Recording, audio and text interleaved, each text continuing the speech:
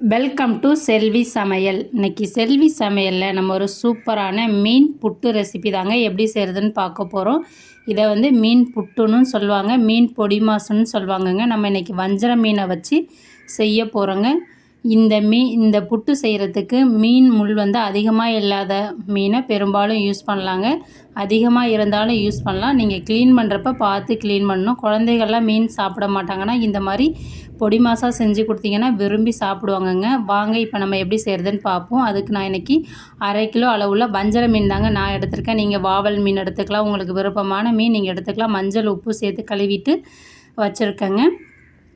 பொடியாக நறுக்கின இஞ்சி 1 டீஸ்பூன், 3 பச்சை மிளகாய், 2 டீஸ்பூன் பூண்டு பொடியாக நறுக்கினது, கருவேப்பிலை இலைகள், 1 டீஸ்பூன் கொத்தமல்லி தூள், 1/2 டீஸ்பூன் மஞ்சள் தூள், 1 டீஸ்பூன் மிளகாய்த்தூள், கடுகு தேவையான அளவு, 1/2 டீஸ்பூன் மிளகுத்தூள், ஒரு பெரிய வெங்காயம், 5 சின்ன வெங்காயம் பொடியாக நறுக்கினதுங்க. மொத்தத்துக்கு 1 கப் அளவுக்கு வெங்காயம் வந்தது. இப்போ வாங்க நம்ம அடுப்பு ஆன் பண்ணிவிட்டு அடுப்பில் ஒரு பேன் வச்சுக்கலாம். அந்த பேனில் தண்ணி ஊற்றிக்கலாம்.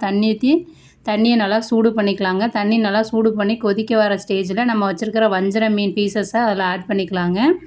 நீங்கள் இதே மாதிரி தண்ணிக்குள்ளே டைரெக்டாக போட்டும் செய்யலாம். இட்லி நம்ம அவிப்போம் பார்த்தீங்களா, அதே மாதிரி இட்லி பானையில் அடியில் தண்ணி ஊற்றிட்டு மேலே ஏதாவது ஒரு பிளேட் வச்சுட்டு அதில் நீங்கள் மீன் அவிச்சிட்டும் செய்யலாங்க. 2 விதமாக செய்யலாம்.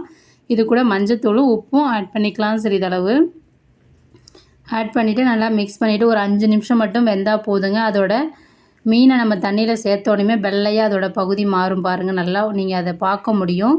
எப்படி மாறி இருக்குது பார்த்தீங்களா. இதே மாதிரி வெள்ளையாக ஆகணும். மூடி போட்டு ஒரு 5 நிமிஷம் இதை நல்லா வேக வச்சுக்கலாங்க. இப்போ 5 நிமிஷம் ஆகிடுச்சு. நம்ம ஓப்பன் பண்ணி பார்க்கலாம். பாருங்கள், இப்போ 5 நிமிஷம் ஆகிடுச்சு. நம்ம சேர்த்த மஞ்சத்தூள் உப்பு கூட சேர்ந்து மீன் நல்லா வெந்து வந்திருக்கு பார்த்தீங்களா.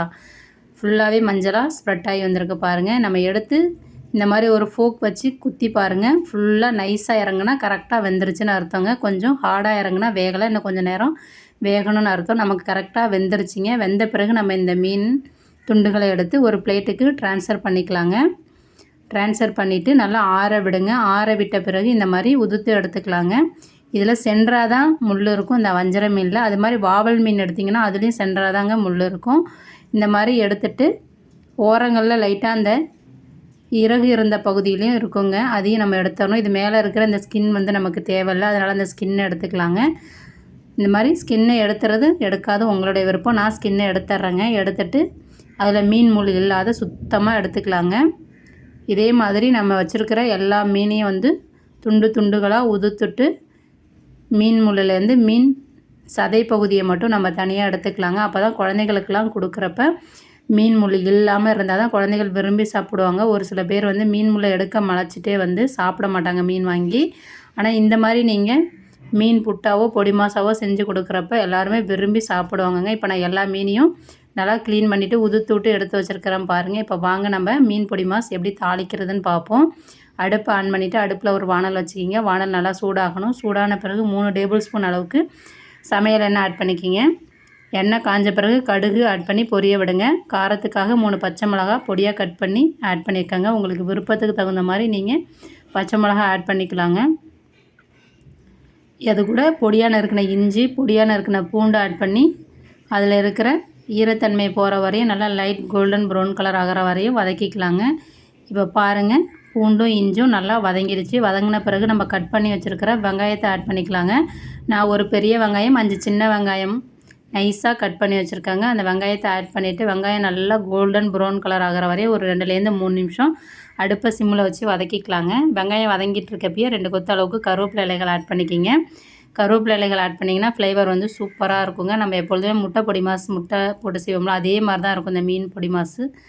ஆனால் ரொம்ப டேஸ்ட்டாக இருக்குங்க, டிஃப்ரெண்ட்டான சுவையில் இருக்கும். இப்போ பாருங்கள், நல்லா லைட் கோல்டன் ப்ரௌன் கலராக வதங்கி வந்துருச்சுங்க வெங்காயம். இப்போ நம்ம மஞ்சத்தூள் ஒரு 1/2 டீஸ்பூன், கொத்தமல்லி தூள் 1 டீஸ்பூன், மிளகாய்த்தூள் 1 டீஸ்பூன் ஆட் பண்ணிக்கிறோம். நீங்கள் ஜீரகத்தூள் மிளகுத்தூள் வேணாலும் ஆட் பண்ணிக்கலாம். நான் ஜீரகத்தூள் ஆட் பண்ணல, மிளகுத்தூள் மட்டும்தாங்க ஆட் பண்ணுறேன்.